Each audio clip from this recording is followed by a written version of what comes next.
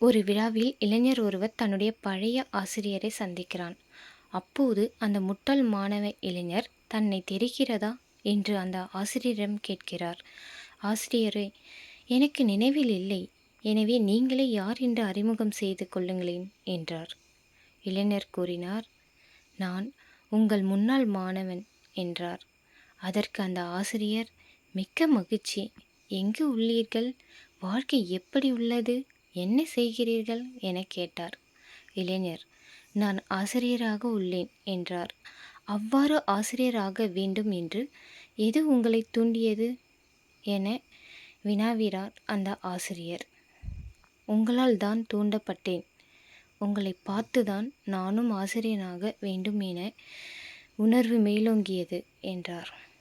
மேலும் உங்களுடைய செயல்களின் தாக்கத்தினால் தான் நானும் கற்றுக் கொடுக்கும் தொழிலில் உள்ளேன் என்றார்.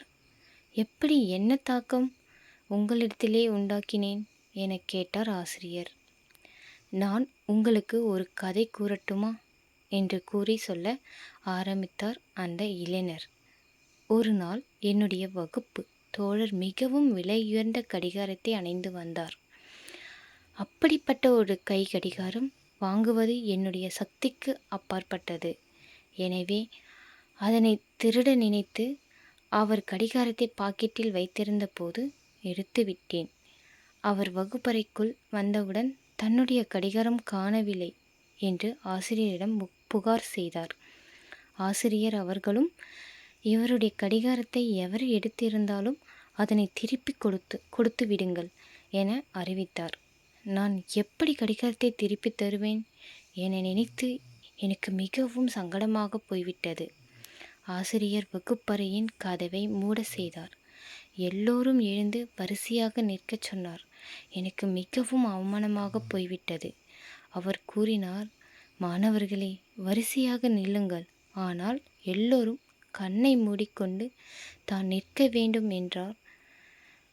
அவர் ஒவ்வொருவரின் பாக்கெட்களிலும் கைவிட்டு பார்த்து கொண்டே சென்றார். என்னுடைய பாக்கெட்டுக்குள்ளும் கைவிட்டார். கடிகாரத்தையும் எடுத்துக்கொண்டார். ஆனால் எல்லோரும் கண்களை மூடி இருந்ததால் எவரும் எதையும் பார்க்க இயலவில்லை. பின்னர் அந்த கடிகாரத்தை உரியவரிடம் கொடுத்துவிட்டார். ஆனால் இது பற்றி ஒரு வார்த்தை கூட என்னிடம் கேட்கவில்லை.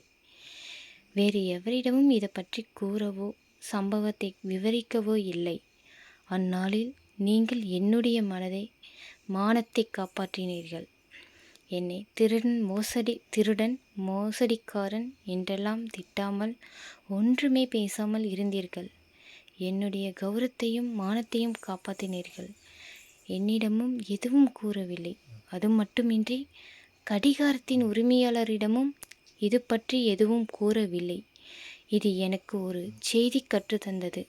அது ஆசிரியர் என்பவர் இப்படித்தான். கற்பித்தல் என்பது எவ்வளவு அற்புதம்! இதைத்தான் என் வாழ்க்கையிலும் மேற்கொள்ள வேண்டும் என்றும் கற்பித்தலை செய்ய வேண்டும் என விரும்பினேன். இதை கேட்ட அந்த ஆசிரியர் அற்புதம் என்றார். மீண்டும் அந்த இளைஞர் கேட்டார், இப்போதாவது என்னை தெரிகிறதா என கேட்டார். அதற்கு மீண்டும் எனக்கு எதுவும் நினைவில் இல்லை, யார் என்பதும் தெரியவில்லை என்றார். ஏன் தெரியவில்லை என்று கேட்டார் அந்த இளைஞர். ஆசிரியர் கூறினார், நானும் அந்த சமயத்தில் கண்ணை மூடிக்கொண்டிருந்தேன் என்றார். உங்களுக்கு இந்த ஸ்டோரி பிடிச்சிருந்தா லைக் பண்ணுங்கள், ஷேர் பண்ணுங்கள், சப்ஸ்கிரைப் பண்ணுங்கள். Thank you friends.